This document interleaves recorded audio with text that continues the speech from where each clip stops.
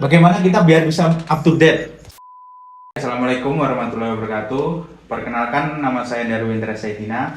Kali ini saya akan mewawancarai seorang web developer yang dimana kisah dari perjalanan karir beliau sangat menarik untuk dibahas dan kita tanya-tanyakan nanti. Oke, langsung saja untuk Mas Kalbabet. Dari mana nih Mas? Dari pulang kantor biasa, Oh. ya 9 to 5. Mas Albert ini sebenarnya merupakan rekan saya, akan tetapi dia memiliki sebuah cerita yang sangat menginspirasi mengenai perjalanan Mas Albert ini karir web developer nih. Baik Mas Albert, bisa perkenalkan diri terlebih dahulu. Ya, terima kasih Mas Daru sudah mengundang saya di kesempatan kita pada malam hari ini. Perkenalkan, nama saya Kalbabet Rizky. Saya adalah seorang software engineer di salah satu software house yang ada di Jogja. Dan saya cukup lama, bukan lama sih, masih baru-baru aja untuk berkecimpung di dunia development software ini. Bisa ini nggak Mas, ceritakan lah bagaimana sih Mas Albert ini awal mula bisa tertarik mengenai dunia web development ini. Ya, mungkin kita mulai dari ini dulu ya. Dulu saya itu di SMK, Mas. Oh, SMK. Iya, di SMK saya itu jurusan RPL. Dari situ saya mendapatkan banyak sekali insight dan juga fondasi yang terima kasih kepada guru-guru saya terlebih dahulu, karena dulu itu saya memang awalnya memang benar-benar blank soal dunia web development itu. Dan setelah berjalannya waktu dan izin dan taufik dari Allah, saya akhirnya bisa mencapai saya yang sekarang gitu ya. Memang nggak setinggi apa yang orang lain lihat, tapi dari saya sendiri itu menjadi sebuah pencapaian yang mungkin tidak terukur dari apa yang saya dulu pernah upayakan. Dan kalau ditanya soal kapan mulanya, mungkin dari SMK juga. Karena dulu kan kalau kita SMK itu kan diajarin soal gimana mengembangkan software, dan nggak cuman web development. Di sana juga ada mobile, ada AI yang sekarang ada desktop dan lain sebagainya. Dan saya ekspertisnya memang di web development dan sampai sekarang sih seperti itu. Oh, baik Mas. Oke, itulah teman-teman, merupakan sebuah sedikit background mengenai Mas Albert yang awal mula bagaimana dia bisa tertarik dalam dunia web development. Mas Albert kan pernah jadi ini kan, masuk ke dalam jajaran perusahaan asing sebelumnya. Nah, bisa nggak Mas Albert nih ceritakan gimana sih, kayak seluk-beluk lah, bagaimana Mas Albert rintangannya kesan di sana dan bagaimana Mas Albert bisa keterima di sana? Tantangan terbesar apa sih yang Mas Albert juga hadapi di sana? Memang waktu itu, kalau Mas Daru juga tahu kan, kita sama-sama tahu kalau saya dulu itu berkesempatan juga bekerja di salah satu software company yang ada di Finlandia. Oh. Di sana kerjanya remote. Oh, remote ya Mas? Remote. Saya waktu itu posisinya jadi front end. Front end. Iya, tapi di situ ada sedikit cerita yang mungkin ini sebagian orang nggak expect saya bisa dapat pekerjaan dari situ. Tahu nggak dari mana?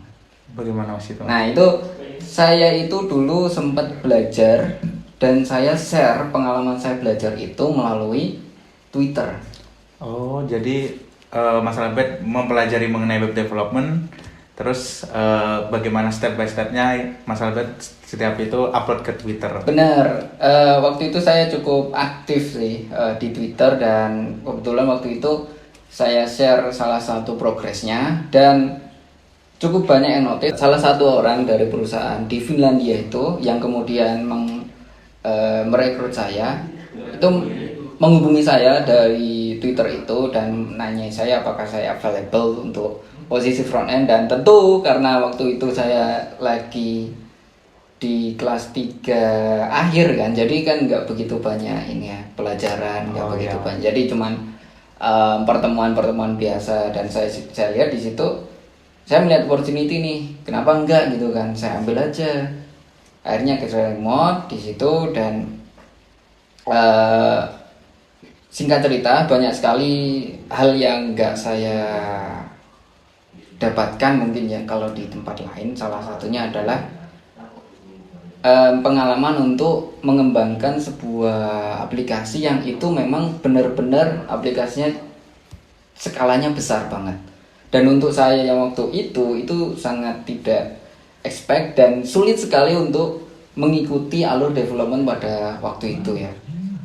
Jadi cukup banyak sekali rintangan yang mana itu bagi saya sendiri kalau melihat saya dulu itu kayaknya apa ya, bukan levelnya di situ gitu. Jadi kok masuk di situ, makanya saya dulu itu bingung kayak aduh ngapain ini, karena memang dari sisi pengalaman dan skill itu masih kurang sih itu.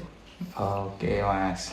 Nah, selama bekerja di perusahaan asing tersebut nih, Mas Albert pernah nggak sih kayak kesusahan ngerjain projectnya, atau mungkin ada beberapa project yang sampai saat ini bisa berkesan buat Mas Albert dan bisa buat motivasi Mas Albert bisa sampai sejauh ini sampai sekarang?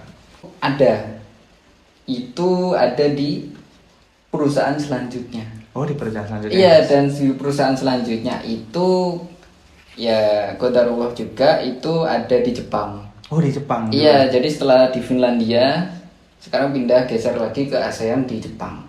Oh, jadi beberapa perusahaan asing udah menaruh lalang ya Mas? Iya, dan di Jepang itu justru mungkin paling banyak yang berkesan ya, karena dari sana saya jadi tahu gimana membuat software itu dari nol. Oh, dari nol. Dari nol, dari kita membuat software bareng, di sana ada beberapa engineer juga. Kita bikin bareng dari nol, dari yang benar-benar belum ada usernya sampai ada user dan sampai production. Dari sana mengalami banyak sekali dinamika, juga rintangan tentunya ya. Dan tentunya yang sangat berkesan di mana kami itu selain remote juga mengandalkan kuncinya itu ada di komunikasi. Itu yang penting ketika kita kerja secara remote. Nah, teman-teman, sebenarnya ada salah satu fakta juga yang sekarang Mas Albert itu bisa biasa tekuni. Yaitu Mas Albert ini kadang sekarang sering menjadi pembicara seminar di kampus-kampus. Apa yang menjadi visi Ya. gitu ya?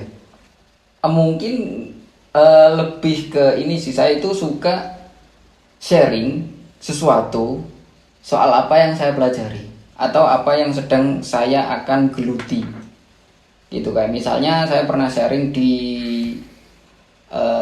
salah satu kampus di Surakarta.